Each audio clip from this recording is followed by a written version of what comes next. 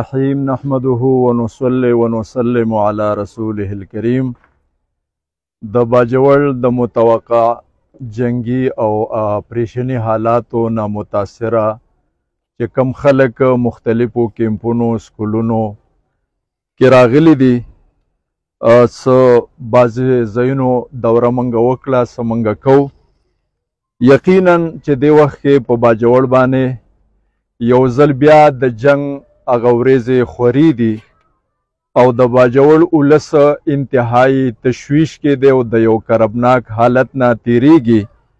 په دې اپریشن کې که یو طرف ته به خلک وجل کیږي یې نه بتویږي، نو بل طرف ته د دې اپریشن په حواله سره د حکومت له طرفه ډیر ابهام موجود دی او غیر یقیني صورتحال دی او قوم ته یو واضحه منهج او سمت او نقشه نه متعین کیږي چې قوم په هغه رخ باندې کار شروع کی.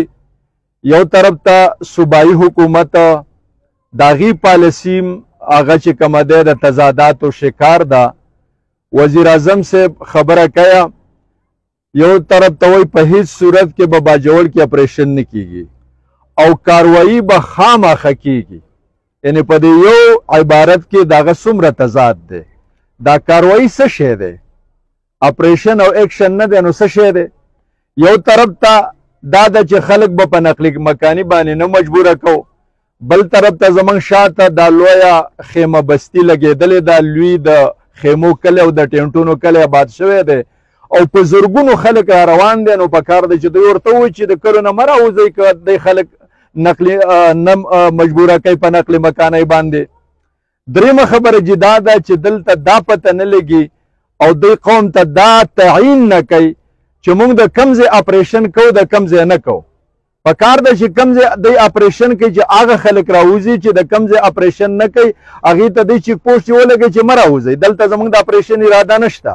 دلته په ټول مامون باندې غیر یقیني صورتحال دی، دوی وضاحت نه کوي، خلک په ابهام کې ساتلی دی. نو دا بل مشکل دی. څلورم نمبر دا ده چې خلکو ته دوی دا اعلان هم نه کوي چې دوی سره څه انتظام دی د دغه متاثرینو دپاره، ځکه چې دا په کومه پیمانه چې متاثرین را روان دي د دوی انتظامات چې موږ ګورو د هغې دپاره ناکافي دي، ناقص دي. دوی د سوونو خلکو دپاره انتظام کړی دی او خلک را روان دي د زرونو په تعداد کې. په دغه حوالې سره بیا دا کیمپونه چې موږ وکتل او دلته کې موږ د ټینټونه وکتل، ډیر زیات کمی دی، سهولیات نشته. ټینټونه سره لګېدلي دي، د پردې انتظام نشته، د اوبو انتظام نشته. زموږ په شا باندې دا لوی دغه لګېدلې د خیمه بستي او دې ته د اوبو سپلای نشته. دلته دوی عارضي طور باندې څه واشرومونه جوړ کړي دي، د اوبو انتظام پکې نشته او په بجلی نشته. په ډېر ګڼ تعداد کې دلته متاثرین پراته دي. نو زمونږ صوبایي حکومت ته درخواست دی، د باجوړ انتظامیې ته درخواست دی چې خداره دومره د انسانیت تذلیل مه کوئ. یو طرف ته اپریشن یې کوئ، د هغې کورونه ورانوئ، بل طرف ته چې هغې راوتي دي تاسو سره معقول انتظام د هغې د رسو کولو دپاره نشته. نو لہذا دا کم ابهامات چې موجود دي، صوبایي حکومت د فوراً د دې ازاله وکړي او د قوم ته د واضح پیغام ورکړي چې دغه ځای کې موږ اپریشن کوو، دې ځای کې نه کوو، دا خلک دې وځي، دا خلک دې نه وځي. زموږ سره دومره انتظامات دي او چې کم کمی دی هغه دې فوراً پوره کړي. موږ ډېر حالات ولیدل، زنانه دي، ماشومان دي، د هغې ډېر بوره حالات دي. د بېګا ماشپې راغلي دي او د اوسه پورې چېرته چاته اوبه نه میلاویږي، چاته بل مشکل دی، لیټرین نشته.